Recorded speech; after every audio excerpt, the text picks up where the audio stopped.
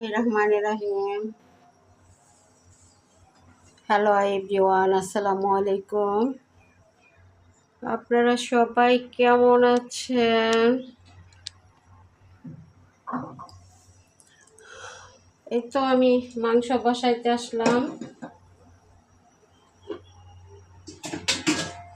আজকে একটু অন্যভাবে রান্না করতেছি।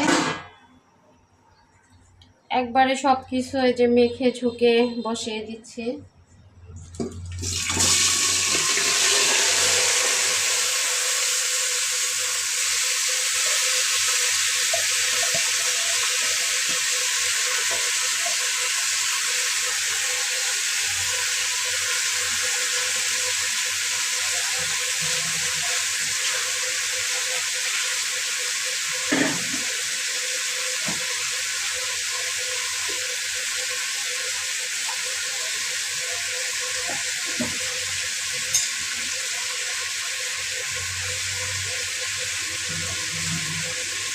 আমি যে কোনো জিনিস হাজার ধোয়া থাকলেও আমি একটু কমিয়ে তারপর ব্যবহার করি। কিছু না কিছু ময়লা ধুয়ে রাখার পরে কিন্তু পরে, সেই জন্য অনেকেই মনে করে যে বাম হাত ব্যবহার করি, কিন্তু অ্যাকচুয়ালি তা না। ক্যামেরায় কিন্তু ওই ডান হাতকেই বাম হাত দেখায় ক্যামেরায়, এটা বুঝতে হবে।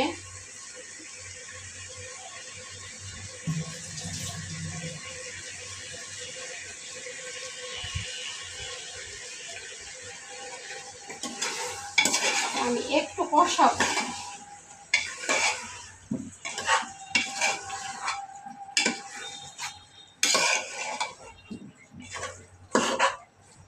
সব মশলা দিয়ে দিছি। আমার পেঁয়াজ বেরেস্তা করা আছে, সেজন্য আমি আর পেঁয়াজ বেরেস্তা করলাম না। আমি যখন তরকারিটা হয়ে যাবে, আমার এই যে আগে করা এই যে বেরেস্তাটা, এটা আপনাদের আমি দেখাইছি, এটা পরে একটু দিয়ে দিব। এটা আর একটু গরম মশলা গুঁড়া, সজের জিরার গুঁড়া, এগুলাম পরে হওয়ার পরে একটু দিব।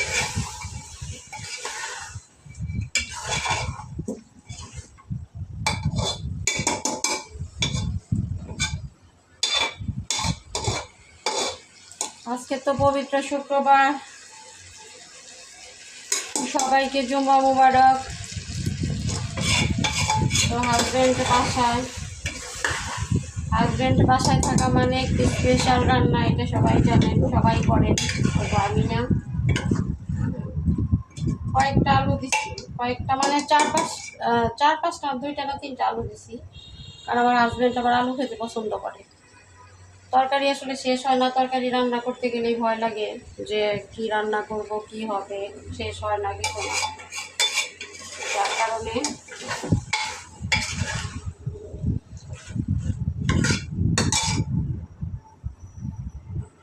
বাতাস লাগে, একটু ঝোল দিয়ে দিই, মানে কষানোটা ভালো হওয়ার জন্য। এটা কিন্তু গরুর মাংস।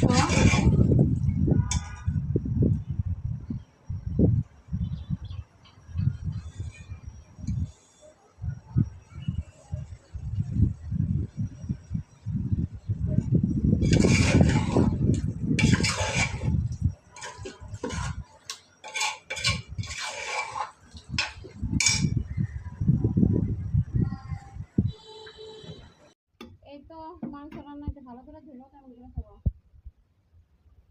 মাংস রান্না করতেছি,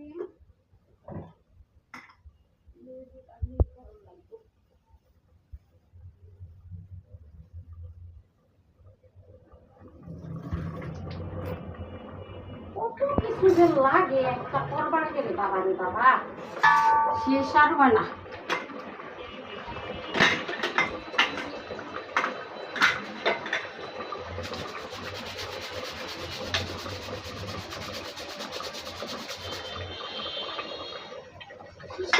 নেই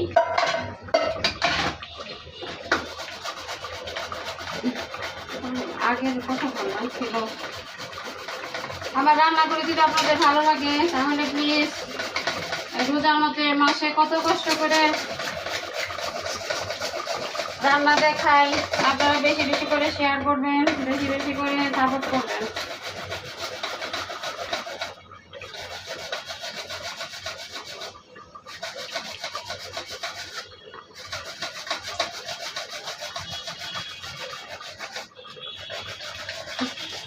হাতে আর ফুলায় না রে বাবা,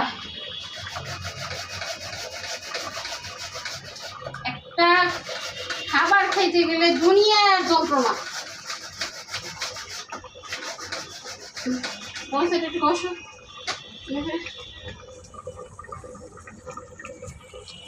টাইম নাই এখন, যাই ওগুলো আবার গোছান লাগবো।